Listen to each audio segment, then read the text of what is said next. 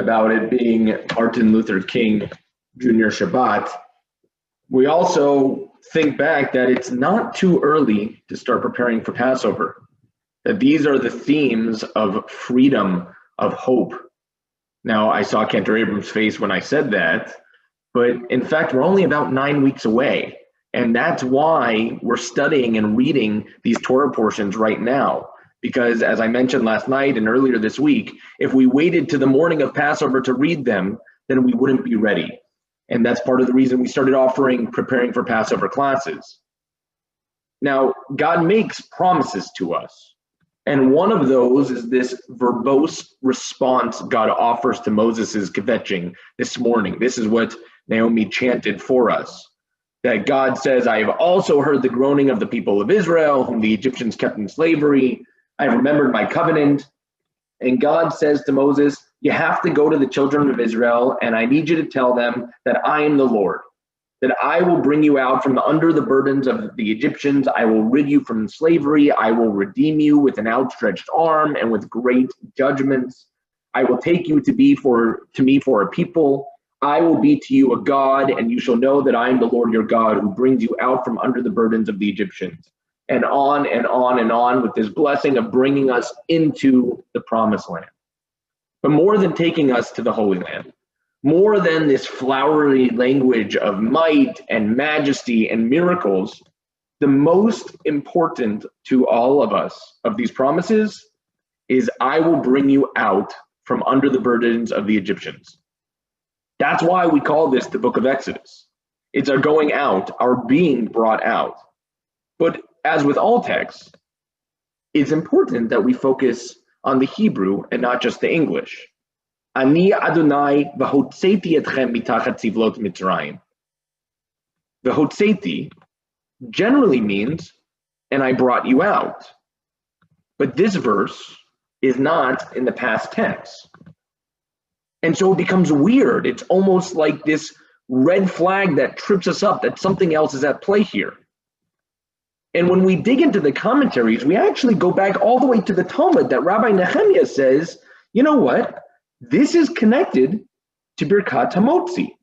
We normally would hear V'hotzeti and think Yetziah, like in Exodus. But Hotzeti, Motzi, it's the same. And in Birkat HaMotzi, the blessing we recite before we eat bread, many of us are familiar with, it's actually in the future tense. So according to Rabbi Nehemiah, when we make the blessing and say Hamotzi over bread, we're not praising God and giving thanks for having brought forth the bread, but that God will bring forth the bread from the land. This is actually different than what we've regularly learned in Hebrew school or Talmud Torah or day school or at camp. We say, thank you, God, for giving us this bread, but instead it's looking forward. Now, many of you know that I have a number of Christian colleagues with whom I spend time socializing and learning and teaching and speaking. And sometimes we join together for meals and we say grace. And I've always been frustrated that, to me at least, motzi is not enough. That I wish that we would have in our Jewish tradition a way to kind of grab each other's hands and offer a free prayer in that moment. I love when I get to pray with them.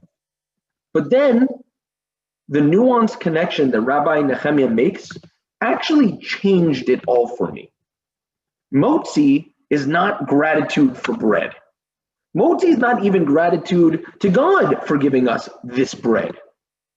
It's gratitude for bread to come, a promise to continue to be sated.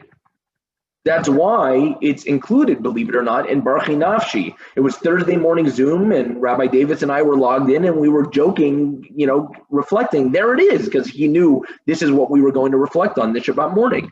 There it is. It says it plainly. God waters the mountains from God's high abode. The earth is satisfied with the fruit of your works. God makes the grass grow for the cattle and plants for the service of humanity, that God may bring forth bread from the earth. Lahutzi lechem min haaretz. This is why motzi is central to Passover. We have to have hope in order to face the bitterness. It's why motzi matzah comes before maror. But more than that, Just like God promising to bring us out from Egypt, the motzi is a blessing of gratitude for freedom and ongoing freedom, for exodus and ongoing exodus. It teaches us, in a sense, that we cannot truly indulge unless others are free. That's why we just sang this new version of America the Beautiful. Unless we are agents to bringing others freedom, to bringing others out from under oppression, then we are not free, and our world is not free. And so as we begin to close our Shabbat service this morning, our charge for today is, no doubt, it is more important for us to free others than it is to make the motzi blessing. But the motzi there reminds us 3 times a day to take action. And yet again, yesterday informs our tomorrow so that we could take action today.